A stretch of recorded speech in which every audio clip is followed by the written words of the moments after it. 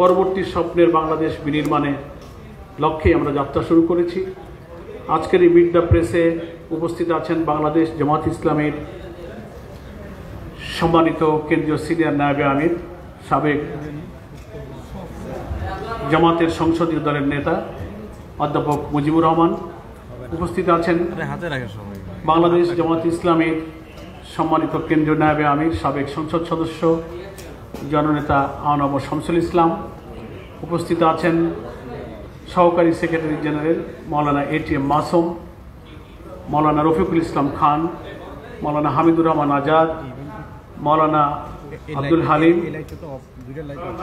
আমাদের নির্বাহী পরিষদের সদস্য মতিউর রহমান আকন্দ, অধ্যক্ষ ইজ্জতুল্লাহ, ঢাকা মহানগরী দক্ষিণের আমির জননেতা নুরুল ইসলাম বুলবুল, নির্বাহী পরিষদের সদস্য, এবং উত্তর মহানগরীর সদস্য নির্বাহী পরিষদের সদস্য মহানগরী আমির জনাব মোহাম্মদ সেলিম উদ্দিন, আমাদের সহকারী সেক্রেটারি জেনারেল এহসান মাহবুব জুবাইর অ্যাডভোকেট সহ আমাদের কেন্দ্রীয় অনেক নেতৃবৃন্দ এখানে উপস্থিত আছেন।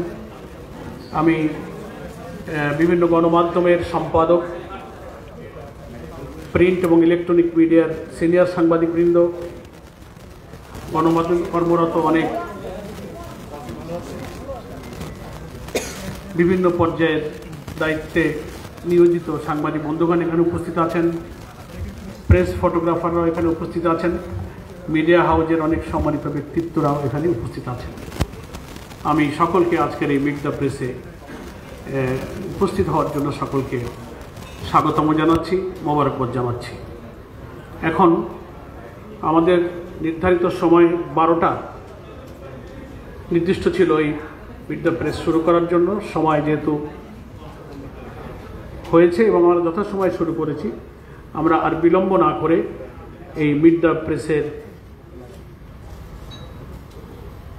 মূল বক্তব্য, যার নেতৃত্বে আমাদের উচ্চ পর্যায়ের একটি প্রতিনিধি দল ইউরোপ যুক্তরাজ্য সফর করেছেন, আমাদের প্রিয় নেতা জনতার নেতা ডক্টর শফিকুর রহমানকে আজকের এই মিট দ্য প্রেসে তার মূল্যবান সফরের উপরে বক্তব্য রাখার জন্য অনুরোধ করছি।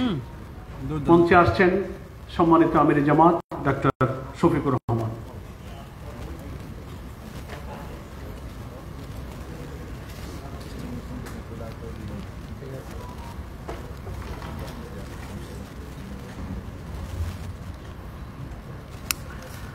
আসসালামু আলাইকুম ওয়া রাহমাতুল্লাহ।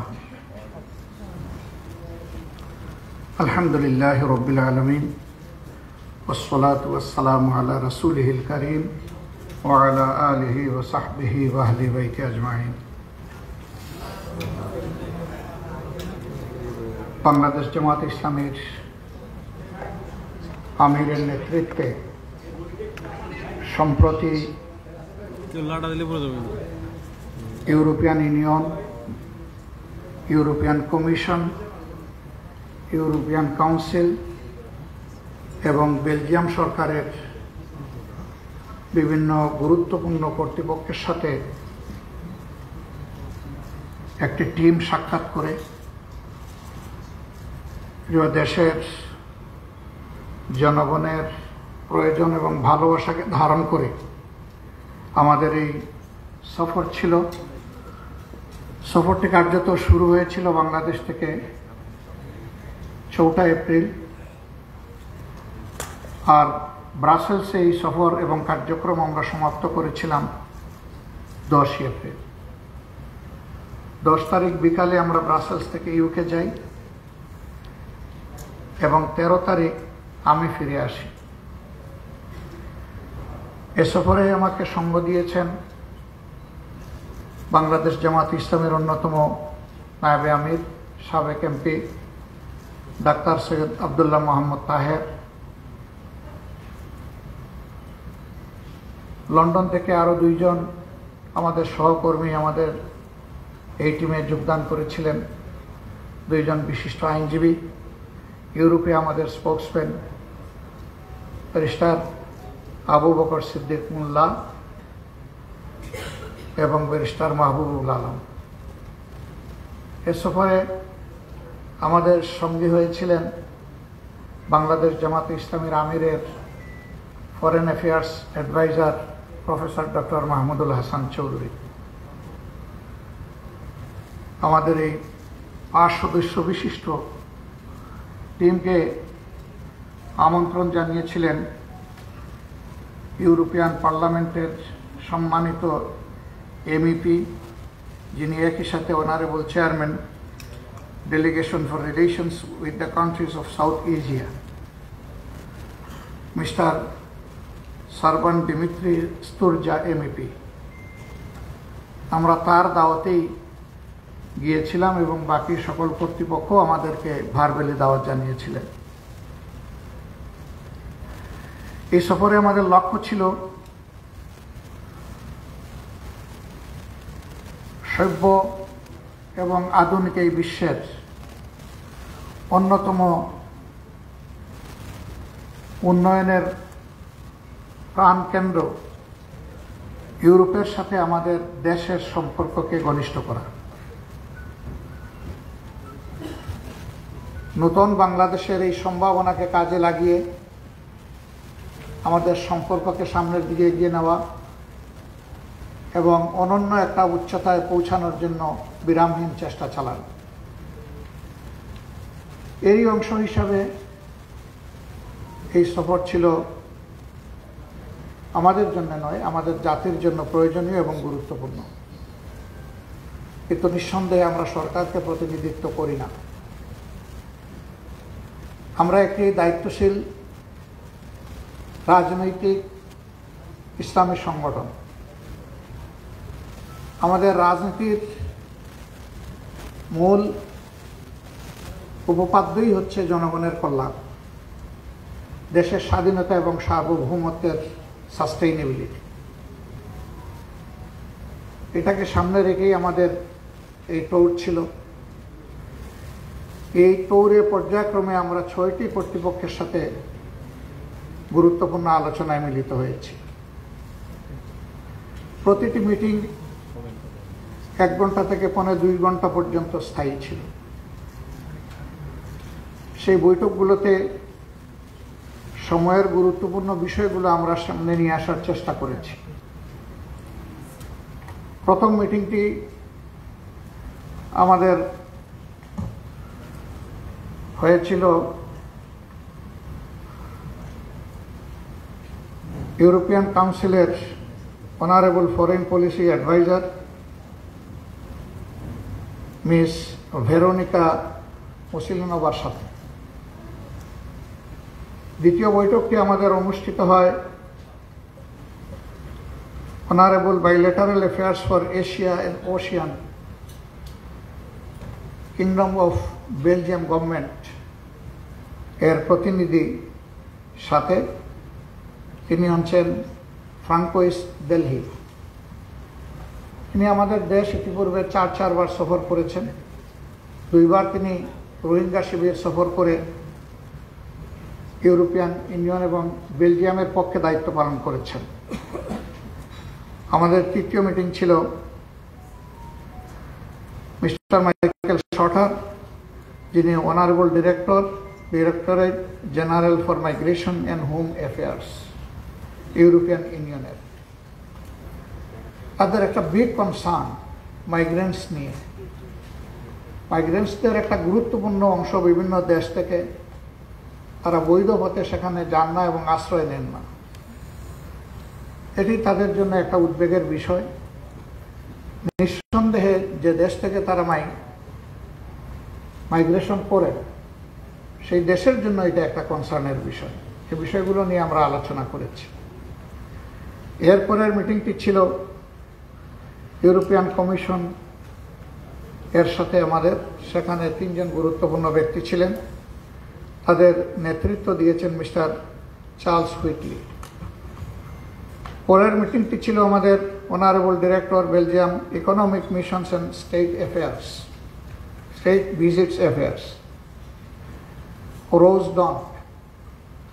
মিস ডনকের সাথে ছিল আমাদের শেষ মিটিংটি। এর বাইরেও আমরা কিছু রাইটস অর্গানাইজেশনের সাথে মিলিত হয়েছি এবং আমাদের দেশের অবস্থা, লেবার রাইটস ইত্যাদি বিষয় নিয়ে, হিউম্যান রাইটস নিয়ে তাদের সাথে কথা হয়েছে। যেহেতু সেগুলো ফর্মাল কোনো মিটিং ছিল না, সেই জন্য আমরা এখানে উল্লেখ করছি না। আমাদের এই গুরুত্বপূর্ণ মিটিংগুলোতে অনেকগুলো বিষয় সামনে উঠে এসেছে। এর মাঝে প্রথম বিষয়টাই ছিল গণতন্ত্রকে সংহত করা এবং সাস্টেইনেবল করা, টেকসই করা।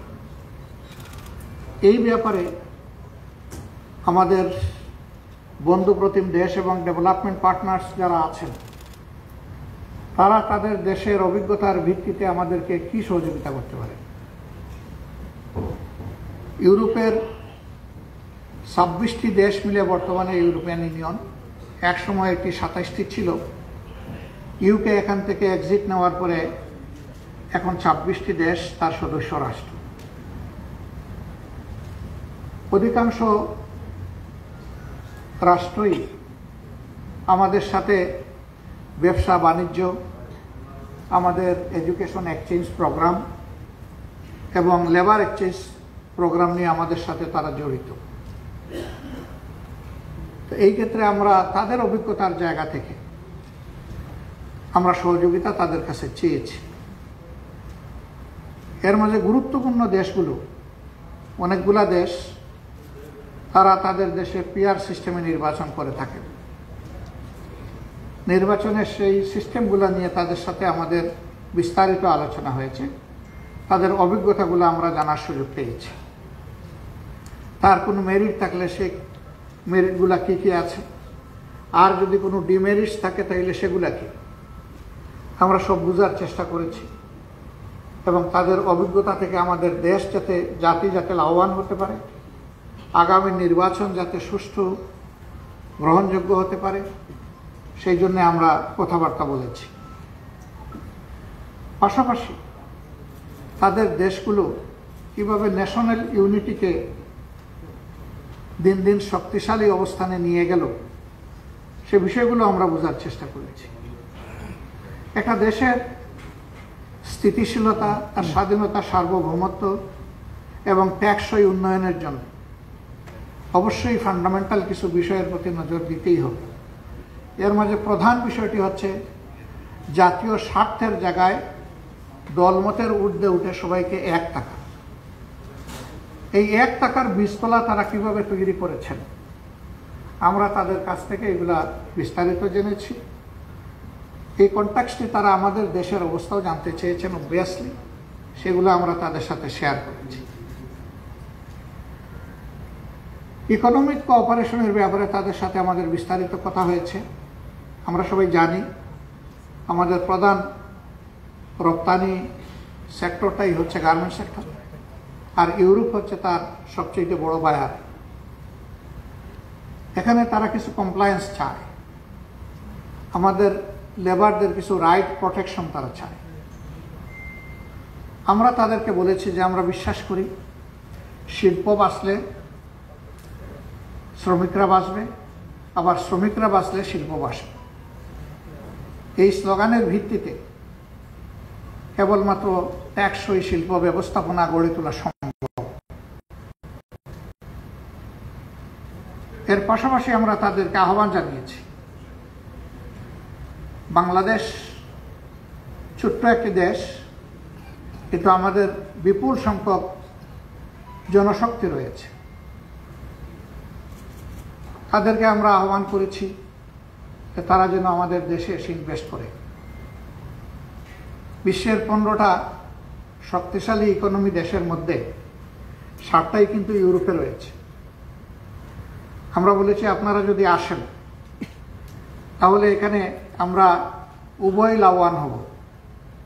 আপনারা ব্যবসায়িক দিক থেকে লাভবান হবেন এই কারণে যে আমাদের দেশে দক্ষ এবং অদক্ষ শ্রমিক পাওয়া খুবই সহজ এবং এটা তুলনামূলকভাবে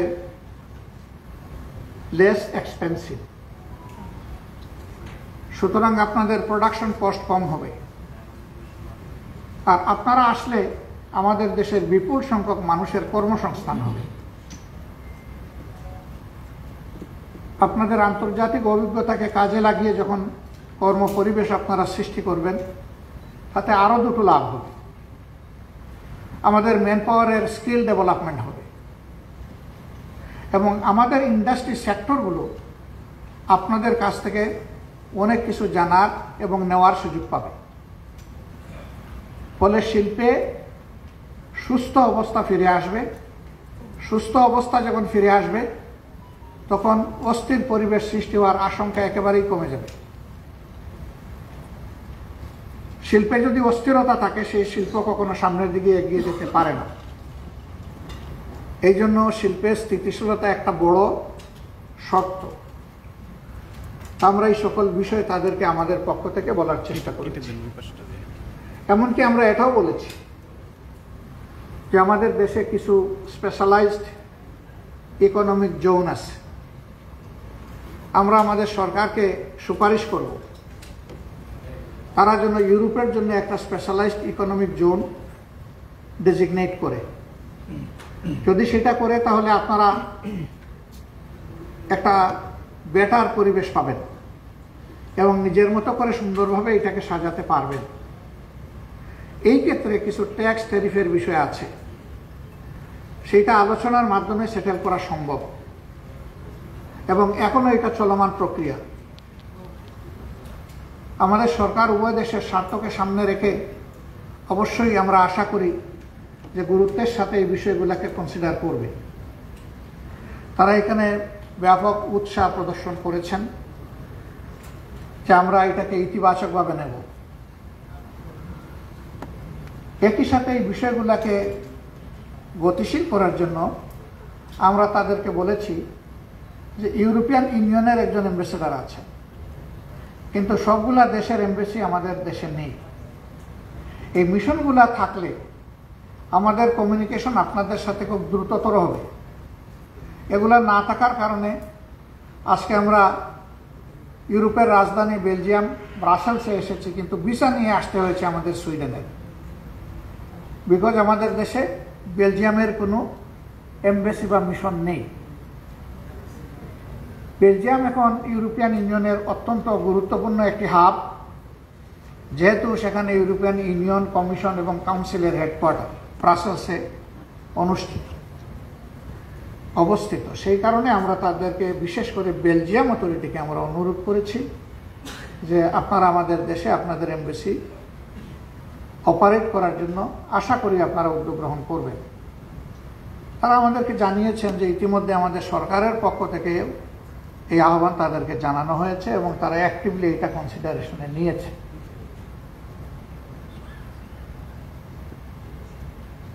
স্কিল ডেভেলপমেন্ট ম্যান পাওয়ারের এইটা নিয়ে আমরা তাদের সাথে আলোচনা করেছি। আমরা একমত হব সবাই যে প্রায় 2.25 কোটি বাংলাদেশি প্রবাসে তারা অবস্থান করেন। এর মধ্যে কিছু আছেন প্রবাসী, কিছু আছেন নিবাসী।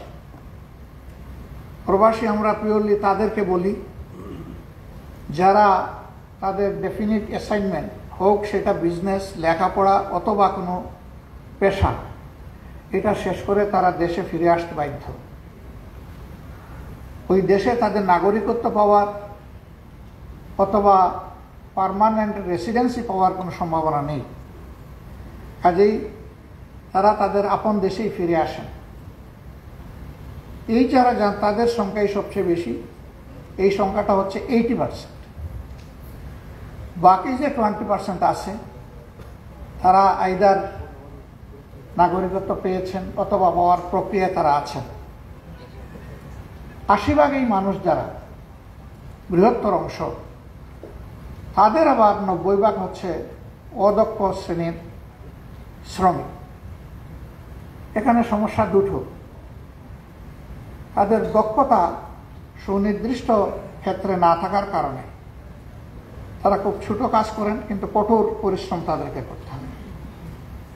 এর বিনিময়ে তারা যা আর্ন করেন সেটা নুন আনতে পান্তা ফুরানোর উপক্রম। খেয়ে না খেয়ে 10 ফুট 15 ফুটের একটা রুমে গাদাগাদি করে শিফটিংয়ে 15 জন তাদেরকে বসবাস করতে হয়। যারা মিডল ইস্টের দেশগুলোতে গিয়েছেন, সফর করেছেন, আমাদের এই ভাইদের, হাড় ভাঙ্গা পরিশ্রমকারী ভাইদের অবস্থা স্বচক্ষে দেখার সুযোগ পেয়েছেন। আমি বিশ্বাস করি যাদের সামান্য বিবেক আছে এই অবস্থা দেখার পরে তাদের সকলের চোখ দিয়ে পানি ঝরে। কার্যত তারা মানবেতর জীবনযাপন করে। কেন? তাদের স্যালারি কম। কেন? তারা অনেকে ঋণদার করে গিয়েছেন। কেন? তাদেরকে দেশে তাদের পরিবারকে লালন পোষণ করতে হয়,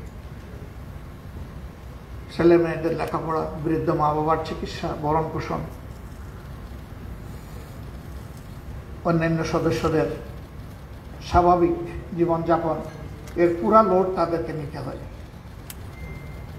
এই জন্যে খুবই খারাপ লাগতো। কোনো কোনো জায়গায় গিয়ে দেখি যে ইভিনিং টাইমে কোনো হোটেল ফ্রিতে কিছু খাবার দেয় মানুষকে। এই দৃশ্য দেখার সুযোগ আমার হয়েছে। আমাদের লোকরা সেখানে গিয়ে দাঁড়ায় একটু খাদ্য নেওয়ার জন্য।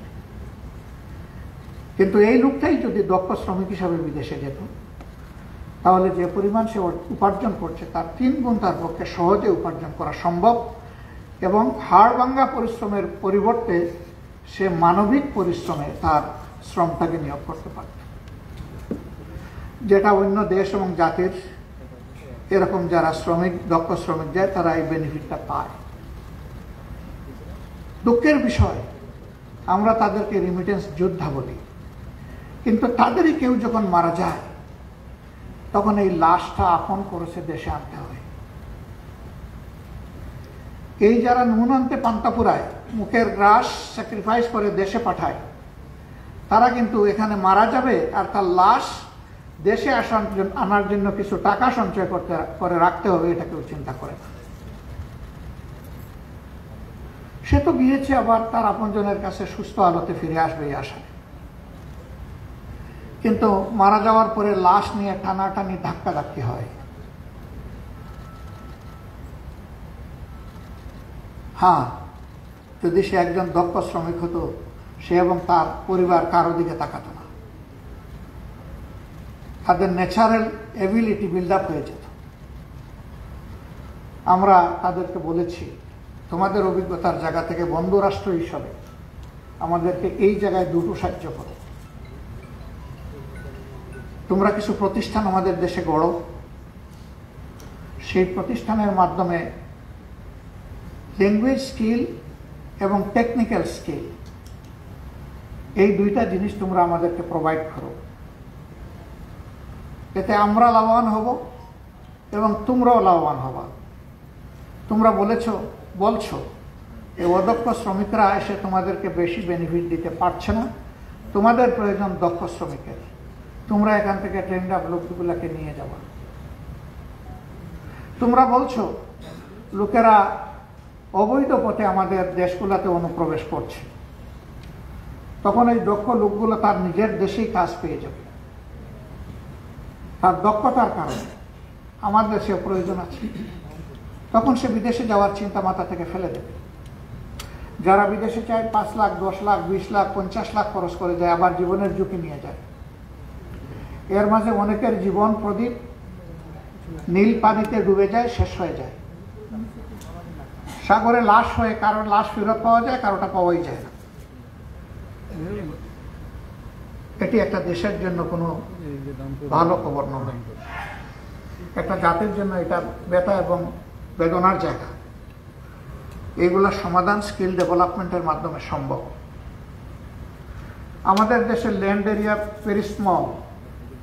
হ্যাঁ, একটা দেশকে ডেভেলপ করতে হলে 3টা ইন্ডাস্ট্রিতে ইকুয়ালি ফোকাস করতে হয়। ফার্স্ট ইন্ডাস্ট্রি হিউম্যান ইন্ডাস্ট্রি, এই জায়গায় স্কিল ডেভেলপমেন্টের প্রোগ্রাম।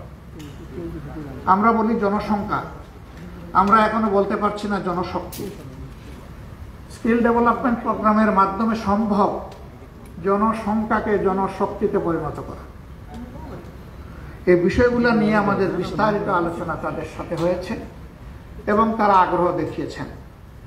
এই আগ্রহের জায়গায় আমাদের জায়গা থেকে দাঁড়িয়ে আমরা বাংলাদেশের বর্তমান সরকারকে আহ্বান জানাবো, যে এই দরজাগুলা জানালাগুলা খোলার দায়িত্ব সরকারকে নিতে হবে।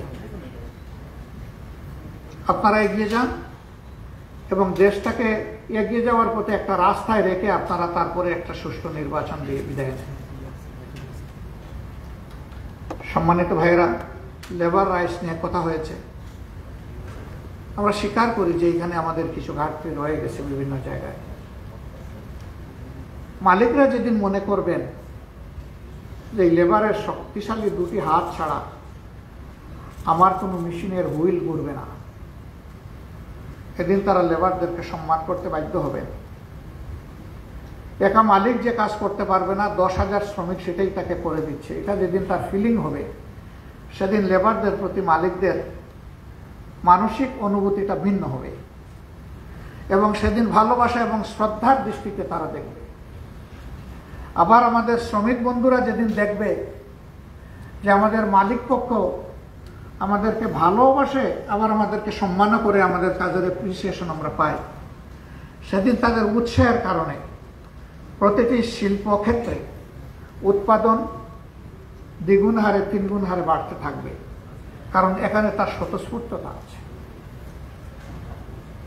তো আমরা এই বিষয়গুলো নিয়েও তাদের সাথে অনেক আলোচনা করেছি যে আপনাদের অভিজ্ঞতাগুলো আমাদেরকে শেয়ার করেন এবং তাদের কিছু এখানে সুপারভাইজারি অথরিটি আছে, আমরা বলছি এটাকে আরও অ্যাক্টিভেট করেন। আমরা আমাদের দেশকে, মানুষকে ভালোবাসি এবং সাস্টেইনেবিলিটির একটা বীজতলা আমরা তৈরি করতে চাই সবাই মিলে। আমরা আমাদের দেশের একটা বিশাল ক্রাইসিস নিয়ে তাদের সাথে শেয়ার করেছি, যেটার পার্টনার তারাও। এটি হচ্ছে 1.6 মিলিয়ন রোহিঙ্গা যারা আমাদের বুকের উপরে আছে।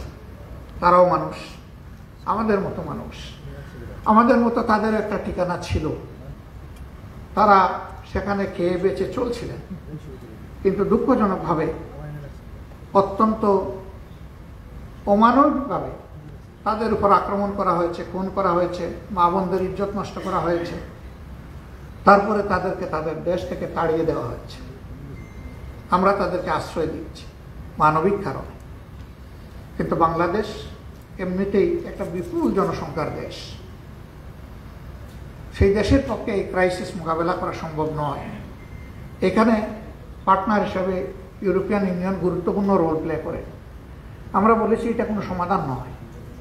তাদেরকে কিছু ফুড সাপ্লাই দিলাম, কিছু ট্রিটমেন্টের ব্যবস্থা করে দিলাম, অতি নগণ্য কিছু শিক্ষার ব্যবস্থা করে দিলাম, আর টেম্পোরারি শেডের নিচে তাদেরকে গাদাগাদি করে আশ্রয় দিলাম। এটা অনেকটা কনসেন্ট্রেশন ক্যাম্পের মতো। এটি মানবিক জীবন নয়, এ জীবন অমানবিক।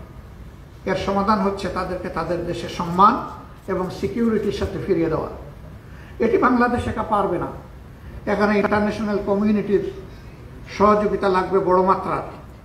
আমরা তাদেরকে বলেছি যে উদ্যোক্তা হয়ে আপনারা ভূমিকা নেবেন, আমরা আশা করি।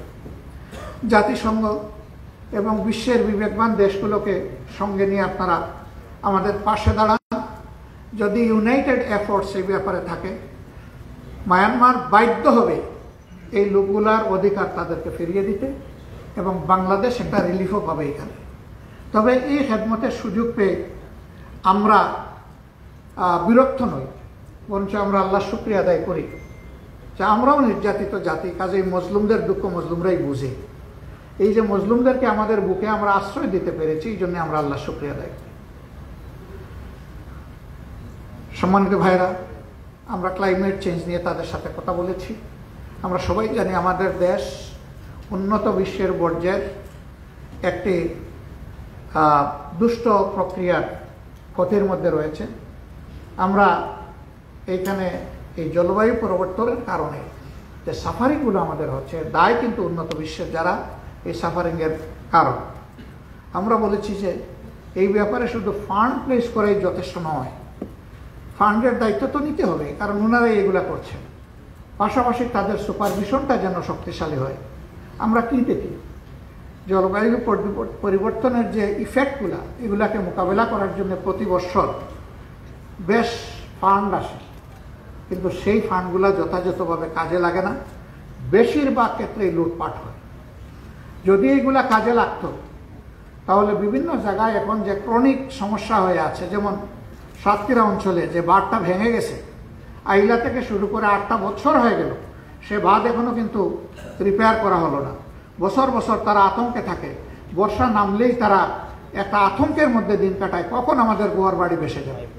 এরকম আরও দেশের অনেক জায়গায় প্রবলেম প্রিভেইল করছে। এটার সমাধান হতো যদি ফান্ডগুলার সদ্ব্যবহার হতো। আমরা বলেছি ফান্ডও দিবা এবং সদ্ব্যবহার নিশ্চিতকরণে আমাদের সাথে তোমরা একসাথে কাজ করবে, তাহলে আমরা এখানে আরো বেশি লাভবান হব। তারা আমাদের দেশে নির্বাচন নিয়ে জানতে চেয়েছেন যে এই নির্বাচন কিভাবে হবে, কখন হবে। আমরা বলেছি যে অনেক ত্যাগ এবং চেষ্টার বিনিময়ে যে পরিবেশ এসেছে, এই পরিবেশ 3টা ম্যান্ডেটরি জিনিস দাবি করছে। নাম্বার 1, দৃশ্যমান গ্রহণযোগ্য মৌলিক সংস্কার। কিছু জায়গা আমরা সুনির্দিষ্ট মেনশন করেছি, যেটা ইতিপূর্বে আপনাদের সামনে আমরা দিয়েছি, জাতির সামনে আমরা পেশ করে যাচ্ছি। এ বিষয়ে আমাদের সুনির্দিষ্ট প্রস্তাবনা সংশ্লিষ্ট কমিশনগুলোর কাছে আমরা জমা দিয়েছি। আমাদের সাথে তাদের সেশন হবে। আমরা বলেছি যে এই সংস্কারগুলো সাধন না করে যে নির্বাচন হবে, এই নির্বাচন গণতন্ত্রের কোনো ভিত্তি রচনা করতে পারবে না। বরঞ্চ অতীতের নির্বাচন, যে নির্বাচনগুলো দেশ এবং জাতির কাছে, বিশ্বের কাছে মোটেই গ্রহণযোগ্য হয়নি, সেরকম হয়তো বা আরেকটি খারাপ নির্বাচন হবে। আমরা ওই নির্বাচন চাই না। হাজার প্রাণের বিনিময়ে, হাজার হাজার মানুষের পঙ্গুত্বের বিনিময়ে, আহত হওয়ার বিনিময়ে, রক্তের বিনিময়ে যে পরিবর্তন এসেছে, সেই পরিবর্তনে অবশ্যই সংস্কার সাধন করতে হবে। এই সংস্কার কারা করবে? সংস্কারের প্রধান অংশীজন হচ্ছে রাজনৈতিক দলগুলো। রাজনৈতিক দলগুলা যত তাড়াতাড়ি এবং যত আন্তরিকভাবে সংস্কারের সহযোগিতা করবে, তত তাড়াতাড়ি নির্বাচনের পরিবেশ তৈরি হবে। এই সংস্কারে যদি সহযোগিতার ঘাটতি থাকে কিংবা সংস্কার যদি না হয়, তাহলে দেশের মানুষের যে আকাঙ্ক্ষা, যে প্রত্যাশা, যে দাবি, যে সংস্কারের মধ্য দিয়ে নির্বাচনের সুষ্ঠু পরিবেশ তৈরি করা হোক, সে দাবি পূরণ না হওয়ার কারণে নির্বাচন অনিশ্চিত হয়ে পড়বে এবং তার দায় রাজনৈতিক দলগুলোকে নিতে হবে। এই জন্য রাজনৈতিক দলগুলোকে বাস্তবতার জায়গায় এসে অবশ্যই জনপ্রত্যাশা পূরণে, সুষ্ঠু নির্বাচনের স্বার্থে এখানে সংস্কারে সহযোগিতা করতে হবে। 2 নম্বর দাবি যেটা পূরণ করা উচিত, এটি হচ্ছে যারা নিহত এবং আহত হয়েছে, এই খুনের দায় যাদের, তাদেরকে বিচারের আওতায় এনে দৃশ্যমান বিচার এই জাতিকে দেখাতে হবে, যাতে জাতির আস্থা ফিরে আসে যে খুনিদের বিচার হবে, অপরাধীদের বিচার আমরা পাব। শহীদ পরিবারগুলো যাতে মিনিমাম কনসোলেশন পায়, তাদের আত্মা যাতে প্রশান্তি পায় যে হ্যাঁ, আপনজন ফিরে আসবে না, কিন্তু এদেশে ন্যায় বিচার প্রতিষ্ঠিত হবে। আমরা সেই ন্যায় বিচারটি দেখতে চাচ্ছি এবং এটিও দৃশ্যমান দেখতে চাচ্ছি। আমরা 3 নম্বর বলেছি যেটা হতেই হবে, এটি হচ্ছে রাজনৈতিক দলগুলোকে পরস্পরকে সম্মান করার পরিবেশ সৃষ্টি করতে হবে। আমি জিতে গেলে নির্বাচন সুষ্ঠু, হেরে গেলে দুষ্ট, এই মানসিকতা থেকে বের হয়ে আসতে হবে। তবে হ্যাঁ, সেই নির্বাচনটা এমন হতে হবে যে সেই নির্বাচন নিয়ে যাতে সহজে কেউ প্রশ্ন তুলতে না পারে। এই দুইটাই নিশ্চিত করা লাগবে। এই জন্য এখানে অনেক ডায়ালগের প্রয়োজন, অনেক এনগেজমেন্টের প্রয়োজন। এটি সরকারের তরফ থেকে হতে পারে, রাজনৈতিক দলগুলোর নিজস্ব উদ্যোগে হতে পারে, সিভিল সোসাইটিরও দেশ এবং রাষ্ট্রকে দেওয়ার অনেক দায়িত্ব আছে, সেই জায়গা থেকে হতে পারে। এটা যখন মাল্টিপল জায়গা থেকে হবে, তখন তার একটা পরিবেশ তৈরি হবে। আমরা এই বিষয়গুলো নিয়েও আলোচনা করেছি। সম্মানিত সাংবাদিক বন্ধুগণ, আরও অনেক খুঁটিনাটি বিষয় এখানে এসেছে। তারা নির্বাচনের সময় জানতে চেয়েছে। আমরা বলেছি, প্রধান উপদেষ্টা তিনি জাতির সামনে বারবার বলেছেন ডিসেম্বর থেকে পরবর্তী বছরের জুনের মধ্যে ইলেকশন অনুষ্ঠিত হবে। আমরা এই সময়টাকে আনুষঙ্গিক প্রস্তুতির জন্য, সংস্কারের জন্য, বিচারের জন্য আমরা মনে করি যে এই সময়টা গ্রহণযোগ্য। কিন্তু এই সময়ের সীমা যেন অতিক্রম করে না যায় সেই ব্যাপারে আমরা সতর্ক দৃষ্টি রাখব। গতকাল আমরা মার্কিন যুক্তরাষ্ট্রের একজন ডেপুটি অ্যাসিস্ট্যান্ট